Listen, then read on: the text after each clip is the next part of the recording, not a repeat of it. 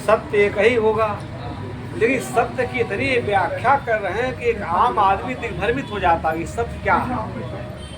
शंकर जी सत्य हैं कि विष्णु भगवान सत्य हैं कि ब्रह्मा जी सत्य हैं कि दुर्गा जी बन रही है गांव गांव, ये सत्य हैं।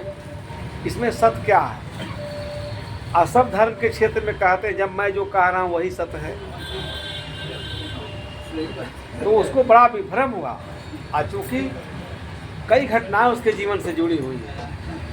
सम्राट अशोक पहले तो साधु संतों में बड़ी उसकी रुचि नहीं थी, लेकिन कलिंग पर जो रक्तपात हो रहा था, नरसंहार हो रहा था विजय की आकांक्षा से, अब उधर हम नहीं जाएंगे। तो कुछ महात्मा मिले, पुगलिपुत्ती साधु महात्मा गए, बड़ा चिंतित था भाई कोई युद्ध लड़ रहा हो रणभूमि में तो विजय की आकांक्षा से तो बेचैन रहेगा, कैसे विजय हो। कोई महात्मा मिले उसको और उसको विचारों का आदान प्रदान हुआ। उन्होंने कहा कि ये भी जो विजय आपको मिल जाएगी, इस विजय को लेके आप कहाँ जाएंगे। ठीक है, विजय मिल गया आपको, आप विजयी हो गए। इससे मान लीजिए कल मतगणना हुआ, कहीं भाजपा जीती कहीं एमसी ने जीता, तो विजय कितने दिन के साथ रहेगी? 5 साल रहेगी। तो लोग समझाए कि आपके विजय की आकांक्षा ने लाखों निर्दोष लोगों की निर्मम हत्या की, नृशंस हत्या की। महापाप करके जो आप विजय प्राप्त कर रहे हैं, विजय लेके कहाँ जाएंगे? ये विजय आपके साथ कितने दिनों तक रहेगी? इस विजय का मूल्य क्या है? उनकी अंतस चेतना को उन लोगों ने झकझोर दिया। कुछ छोटे स्तर के महात्मा थे, सत्संगी लोग थे, तो उसके मन में बड़ी श्रद्धा उपज गई। ये महात्मा तो हैं छोटे स्तर के, परंतु इनकी बात बड़े ऊंचे स्तर की है कि हमारी एक विजय की आकांक्षा, युद्ध में विजय हम प्राप्त कर लेंगे, तो विजय लेके हम कहाँ जाएंगे? विजय कितने दिनों तक हमारी साथ रहेगी? बड़ी चोट लगा उसको, तो बड़ा घायल हो गया वो। उसके बाद आगे बड़ी लंबी कथा है। तत्काल वो युद्ध विराम की घोषणा करता है कलिंग में, सब कुछ उसके अंतर चेतना जो है बिल्कुल जाग जाती है। उसमें कई बड़े दुर्लभ प्रसंग आए हैं। तो ये अशोक ने, अब हम मूल बात बता दें, बाद में सत्संग होगा। कि अशोक ने कहा कि दुनिया में इतनी विविधताएं क्यों हैं?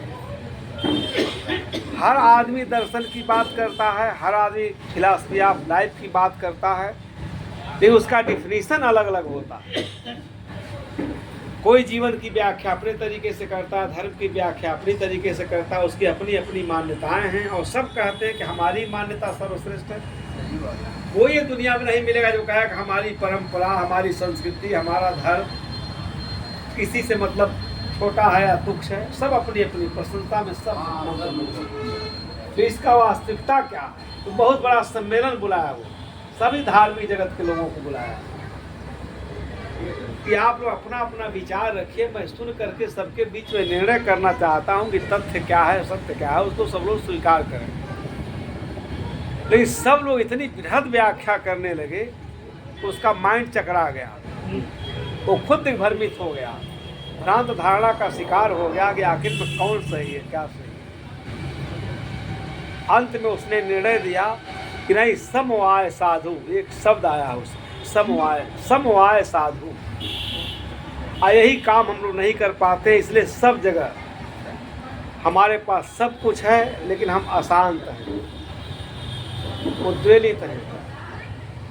समवाय साधु का मतलब होता है, उसने निर्णय दिया कि सबकी बात मुझे अच्छी लगी। धर्म की जो भी व्याख्या करता है, किसी भी मत पंथ का प्रवर्तक हो, आख्यान देने वाला हो, सही मायने में जब वो प्रवचन या सत्संग करता है, अपनी बात सबके बीच में रखता है, तो वो ऐसे रखता है कि कोई घायल न हो, कोई चोटिल न हो, किसी पर हम कटाक्ष न करें, किसी को आघात न लग जाए। हमेशा संयमित वाणी का उपयोग करता है। अच्छा विद्वान है, अच्छा मनीषी है। तो अशोक ने कहा कि समवाय साधु। हमने आप सबके विचारों को सुनने के बाद मैं इस निष्कर्ष पर पहुंचा हूं कि व्यक्ति को समझौतावादी होना चाहिए। बहुत बड़ी बात कहता है। अगर हम बेटे से समझौतावादी नहीं हैं, समझौता करना नहीं आता मुझे, इसका मतलब हम नए नए समस्याओं को जन्म देते हैं। पत्नी से समझौता नहीं कर पाते हैं, पत्नी हमारी अर्धांगिनी है, लक्ष्मण रेखा खींच के नहीं चला सकते उसको, इसका मतलब कि हमारे अंदर जड़ता है। तो कहा कि जीवन तभी सफल हो सकता है, कृतार्थ हो सकता है, जब हमारे अंदर ये दृष्टिकोण हो कि समवाय साधु, सम को समझौता करना चाहिए। अतिरेक सब जगह है। हम लोग कहीं कहीं क्या करते हैं, अपने जीवन में अतिरेक कर देते हैं। बिल्कुल, हम बहुत अच्छे अच्छे पढ़े लिखे लोगों को देखें, इतना जिद है, इतने ऑब्स्टिनेट होते हैं वो, उनके सारे परिवार के लोग जो है बिल्कुल हिल उठते हैं। इस जिद का क्या मतलब है? जब प्रकृति में विविधता है, कहाँ एक रूपता है, जरा बताइए। लेकिन उसी में जीना है ना, तो इसलिए सबको समझौतावादी होना चाहिए। हम वैष्णव महात्माओं के यहाँ जाएं और वैष्णवों के मूर्ति का वहाँ लगे खंडन करने, लगे निंदा करने, इसका मतलब कि हम खुद अपवित्र हैं। उसकी भावनाओं को समझिए, उसके भावनाओं का आदर करिए। हम लाख प्रवचन करते रहें तो क्या दुनिया से सारे धर्म मिट जाएंगे? कोई विचारधारा नहीं मिटते, उसके प्रबल समर्थक और पोषक लोग रहते हैं दुनिया में। जैनों के हैं, बौद्धों के हैं, किसका बीच किससे का अंत होता है? सारी विचारधाराएं लड़खड़ाते हुए, गिरते फरते सब चलती रहती है। सबके लोग सम्माहक हैं, तो उसमें जीना उसी में है। अब हम चाहे नहीं कबीरे पंथ का मार्ग सबसे बढ़िया है, सब लोग कबीर पंथी हो जाएं, हमारा कितना तुच्छ दृष्टिकोण है। हम केवल मानवीय मूल्यों और मानवीय गरिमा की बात करनी चाहिए। सब संप्रदायों में अच्छे लोग रहे हैं, सब संप्रदायों के प्रवर्तक अच्छे लोग हैं, उनमें आप दोष नहीं देख सकते। ठीक से हम तो एक दिन पढ़ रहे थे कुरान के बारे में, उसमें तमाम ऐसी चीज़ें आई कि हम तो बड़ा मनन करने लगे। अब आगे के लोगों ने उस व्यवस्था को विद्रूप किया, विकृत किया अपने निजी स्वार्थ में, तो उसके लिए क्या उस बुद्ध को क्या दोष देंगे, महावीर को क्या दोष देंगे? दोष तो हमको अपना ढूंढना चाहिए, हमारे अंदर कहाँ कमी, हमारे अंदर कहाँ दोष है। तो जब समवाय साधु के दृष्टिकोण से रहेंगे तो सब जगह आप, सब में आप हिल मिल जाएंगे, सब में आप अपने को एडजस्टमेंट कर लेंगे। अगर यह दृष्टिकोण नहीं तो कहीं समस्या, आप अपने ही पंथ में नहीं टिक पाएंगे। और एक जीवन जीने का एक महान अस्त्र है। सब जगह हम तो कभी कोई अभिलाष साहब का प्रवचन सुनते हैं तो बताते हैं कि अगर हम अयोध्या में गए, अब वैष्णव महात्मा के संस्कृति परंपरा के बारे में हमको जानना है, उसका इतिहास जानना है, तो हमको उसके अनुकूल होना पड़ेगा। इसीलिए उनके यहाँ कोई महात्मा जाता था वैष्णव तो कहते थे, देखो भाई भोजन निकाल करके कह दो कि पहले अपने ठाकुर जी को भोग लगा लें, घंटी उंटी बजा लें। क्यों कहते थे? क्योंकि उनको ठेस न लग जाए। तो हमको पहली बात है कि सबको आदर करना सीखना चाहिए। सबके विचारों में भिन्नता है, उस भिन्न विचारों में ही हमको जीना है। तो हमको समवाय साधु, वहाँ उसने निर्णय सुना अशोक ने, इतने विचारधाराओं के लोग हैं, सब मानवीय मूल्यों की बात करते हैं, मानवीय गरिमा की बात करते हैं, चाहे ईश्वर परमात्मा की प्रतिस्थापना करें, चाहे देवी देवता की प्रतिस्थापना करें, चाहे ईश्वर का संदेशवाहक बन के, चाहे ईश्वर का पुत्र बन के, ईश्वर का दूत बन करके, सब तो यही चाहते हैं संसार में सबका कल्याण। तो खोट कहाँ से उत्पन्न हो जाता है? दृष्टिकोणों में परिवर्तन कहाँ है? तो आदमी को कहीं जाए तो वहाँ समझौता करना चाहिए। हम लोग अपनी कथा बताएं। एक दिन हम गए, एक दिन गाड़ी हमारी लेट थी दिल्ली, तो हम कहे कि चलिए हम हरिहर बाबा आश्रम में, बिल्कुल उधर रामलीला मैदान की तरफ हरिहर बाबा आश्रम है, बड़ी विख्यात आश्रम। और वहाँ जाते ही कोतवाल ऐसे भड़क गया, ये भी थे हमारे साथ, पंगत हो रही थी। हम कहे महाराज हम लोग तो 2 घंटा आराम करना चाहते हैं, हम आपको बुलाने गए थे। अब वो है साधु, सुरती खा रहा है, पान खा रहा है, उधर ऊपर देखे गांजा भी पीने वाले थे। हम उनसे उलझे नहीं, हमको 1 घंटा बैठना था, हम उनसे क्या प्रतिवाद करें। ऊपर सीढ़ी पर हम लोग चुपचाप बैठे रहे और समय हो गया तो हम चलने लगे। कुछ साधु कह रहे कि महाराज आप पूछ लिए नहीं, बैठे आइए। एक तो पीछे वाला साधु, हम कह रहे हमको जो मिलना जुलना था हम पा लिए। अब वहाँ हम उनसे मान लीजिए कड़ा बोलते, वो ठीक नहीं था। तो हर जगह हम लोग अपने अविवेक से समस्या पैदा करते हैं। इस बात को सबको स्वीकार करना चाहिए। अगर हम ठीक हैं, हम तो अपने जीवन में सब अनुभव किए हैं। अब वहाँ जाएंगे, आप देखेंगे तमिलनाडु के साधु थे, बड़ा विख्यात आश्रम है, सेवा सबको देते हैं, भोजन सबको देते हैं। केवल आपसे अखाड़ा द्वारा पूछेंगे। और सब साधु फर्जी सीख गए हैं कि अखाड़ा क्या है, द्वारा क्या है, आपका खड़ाऊ क्या है, कै सूत की लंगोटी पहनते हैं। अब साधुओं का ही सब व्यवस्था है। जो लोग सीख लिए उनको फिर जाइए, सुरती खाइए, बीड़ी पीजिए, करना कुछ नहीं है। अमनियम में बैठ जाइए, अब पंगत करिए और वहाँ आराम से पड़े रहिए। तो हम लोग खुद कहीं कहीं जाते हैं, प्रतिवाद नहीं करते। हम छत्तीसगढ़ में गए तो वहाँ रामायण चल रहा था, तो महंत जी कहे चलिए उसका उद्घाटन करने चलना है। तो हम कहे भाई हम लोग तो उसके खिलाफ ही बोलते थे। हाँ, रामायण का उद्घाटन था, वहाँ रामायण का कंपटीशन होता है। संघ जो है जगह जगह छोटे छोटे आश्रमों में, जैसे छोटी छोटी लड़कियां हैं, बच्चे हैं, उनको तबला हारमोनियम में दक्ष करता सिखाकर, और बहुत बढ़िया रामायण का पाठ करते हैं और रामायण पर प्रवचन करते हैं। तब चूँकि साहब का आश्रम है, हम कहे साहब हम आप कैसे चलेंगे वहाँ, कहीं कुछ बोल दिया जाए खिलाफ। तो हम लोग गए तो पहले जो लड़की गा रही थी उसने बहुत बढ़िया प्रवचन किया मानस पर, और मोदी के प्रशंसा में इतना उसने कसीदे काट दी कि ये तो बिल्कुल राम के अवतार, इस देश का भविष्य एकदम गढ़ रहे हैं, सुंदर बना रहे हैं, ब्राइट कर रहे हैं। हम लोग सब सुनने बैठे और लड़की को सिखाया गया बोल रही। तो हम मानस पर जो है 10 मिनट बोले वहाँ, तो वक्ता बहुत पुरानी बात है, हमने इन सारे विषयों को छुआ नहीं। हमने कहा कि मानस का अर्थ क्या होता है, इस पर विचार करना चाहिए। मानस में क्या लिखा गया उसकी अलग बात है। मानस का अर्थ क्या है? मानस का अर्थ है कि मन के रोगों का निदान। मानस रोग कछुक मैं गाय हैं सबके मिले। देखिए कहीं भी अच्छी चीज़ें हैं, ऐसा नहीं है कि तुलसीदास ने बहुत कुछ खराब कहा है, तो उसमें बहुत कुछ अच्छी चीज़ें भी हैं। विवेकवान पुरुष जैसे निर्क्षीर विवेकी होता तो अच्छी चीज़ों को ले लेता, जो उसके काम की चीज़ें उसको छोड़ देता।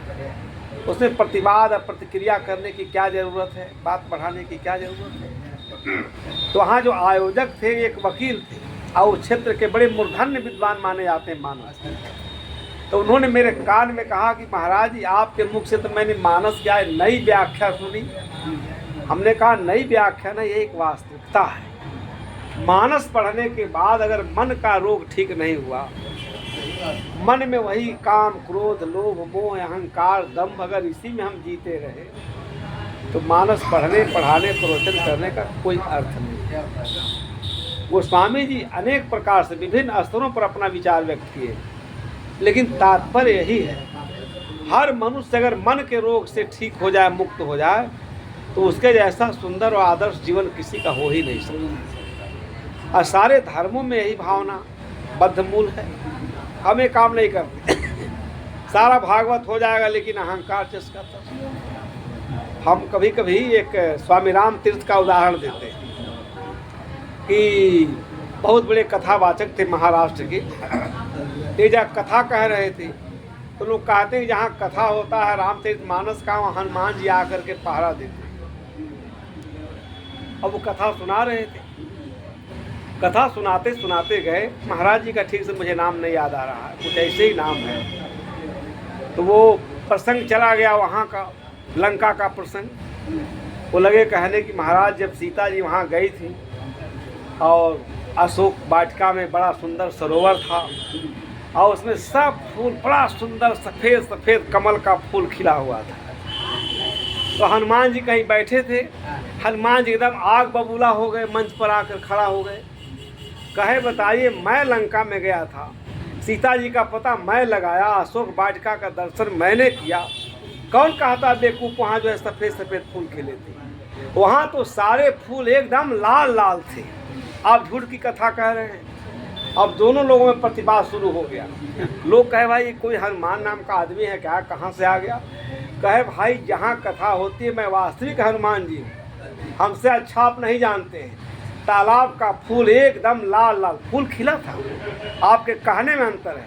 मैं प्रत्यक्ष वहाँ गया था, प्रत्यक्ष देखा, आप दूसरे की लिखी बात को कह रहे हैं। इतना झगड़ा झांसा बढ़ गया, लोग कहे चाहिए चित्रकूट में भगवान से मिला जाए।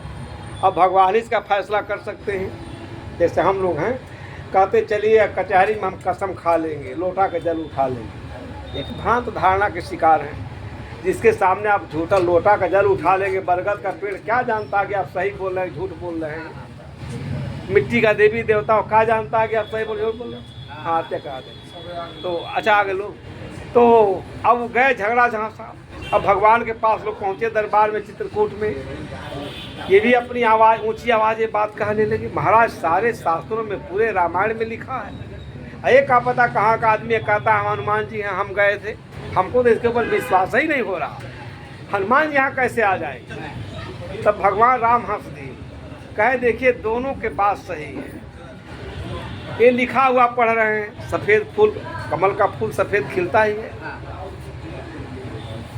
कमल का फूल हनुमान जी बिल्कुल सफ़ेद ही खिला था, लेकिन आप इतने क्रोध में पागल थे वहाँ जा कर के कि आपके क्रोध में सब लाले लाल दिखाई दे रहा था। इसमें गलती आपकी है, क्रोध के नाते। अब तो आकस्मिक में हम लोग कह देते हैं कथा, लेकिन हमारी जैसी प्रवृत्ति होती है, जैसा दृष्टिकोण होता है, वैसे ही सब चीज़ को हम समझने लगते हैं। तो आशा है कि सबसे पहले हम लोग अपना दृष्टिकोण खोलता। अब धर्माचरण सभी करते हैं, ऐसा तो कोई है नहीं दुनिया में कोई धर्म का आचरण न करता हो। जिसको हम नास्तिक कहते हैं वो भी धर्म का आचरण करता है, पूजा करता है, पाठ करता है। तो सवाल ये नहीं है, सब जगह अच्छी बातें हैं, समवाय साधु के दृष्टिकोण से हम लोग जिए तो शायद हमारे जीवन में कहीं समस्या नहीं है। चलिए हम प्रसंग बस बात करें, थोड़ा आरती होती